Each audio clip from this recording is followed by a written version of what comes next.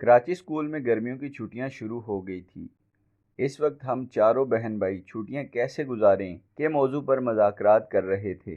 سونیا کی نظر امی پر پڑی جو باورچی خانے میں کھانا بنا رہی تھی۔ اچانک اس کے ذہن میں ایک آئیڈیا آیا۔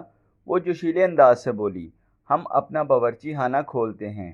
ارے وہ تو پہلے سے ہی کھلا ہوا ہے اور وہاں امی کھانا بنا رہی ہیں۔ ارمغان عجیب سی نظروں سے سونیا کو دیکھتے ہوئے بولا، ارے موٹی عقل والے آدم زاد، میرے کہنے کا مطلب ہے کہ ہم اپنا ہوٹل کھولتے ہیں جہاں ہم کھانا بنائیں گے، لوگوں کو کھلائیں گے، پیسے کمائیں گے، چھٹیوں سے فائدہ اٹھائیں گے اور پیسے بھی ہاتھ آ جائیں گے۔ سونیا بالکل بڑے لوگوں کی طرح سمجھاتے ہوئے بولی۔ پہلے تو ارمغان سنتا رہا، پھر بولا، اچھا مجھے یہ تو بتاؤ کہ یہ موٹی عقل کا مطلب کیا ہوتا ہے؟ میری سمجھ میں یہ نہیں آتا کہ یہ عقل ہوتی کیسی ہے؟ لمبی، چھوٹی، پتلی یا موٹی، چوکور یا گول، یہ چلتی ہے یا اڑتی؟ اور تمہیں کیا پتا میری عقل موٹی ہے یا پتلی؟ تم دیکھ کر آئی ہو؟ بھیا نے مداخلت کی۔ اچھا یہ بتاؤ کہ ہم اپنا ہوٹل کھولیں گے کہاں؟ کھانا بنائے گا کون اور کھانا کھانے آئے گا کون؟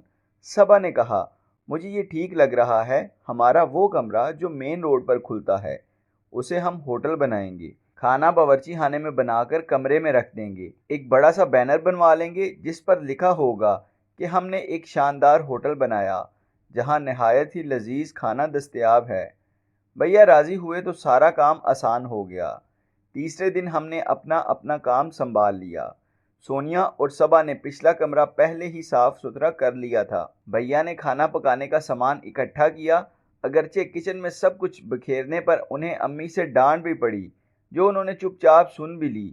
ارمغان سب کو ہوٹل کے بارے میں بتانے کے لیے چل پڑا جہاں اسے عجیب عجیب باتیں سننی پڑی، لیکن اس نے بہترین صبر کا مظاہرہ کیا۔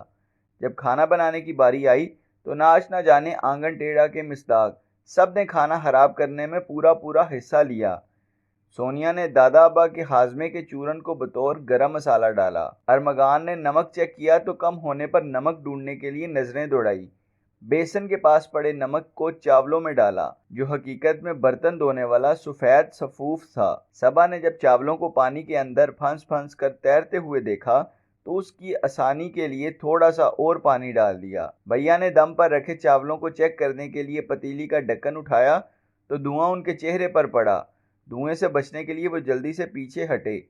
عین اسی وقت ان کا پاؤں پتیلی پر لگا اور پتیلی ان کے پاؤں پر آ کر دم کر کے گری۔ باورچی خانے کا ایک ایک کونا چاولوں کے نقش و نگار سے مزین ہو گیا اور ایک بار پھر وہ اپنا پاؤں پکڑ کر کہنے لگے، ارے ارے جل گیا، ارے جل گیا، جبکہ ارمغان، سونیا اور صبا انہیں ایسے گور رہے تھے جیسے کہہ رہے ہوں، اگر بڑے نہ ہوتے تو بتاتے ہم آپ کو۔ تھوڑی دیر بعد کا نظارہ کچھ یوں تھا کہ ابو اپنی آرام دہ کرسی پر بیٹھے شہاب نامہ پڑھ رہے تھے جبکہ یہ چاروں بالکل ابو کے سامنے ہاتھ باندھے کھڑے تھے۔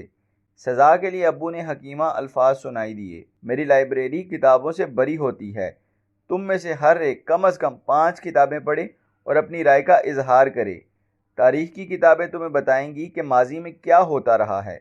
سفر ناموں سے تم ہر ملک اور ہر شہر کی سیر کر سکتے ہو۔ سائنس کے موضوع پر کتابوں سے پتہ چلے گا کہ انسان کیسے ترقی کرتا ہے اور آئندہ کیا ہونے والا ہے۔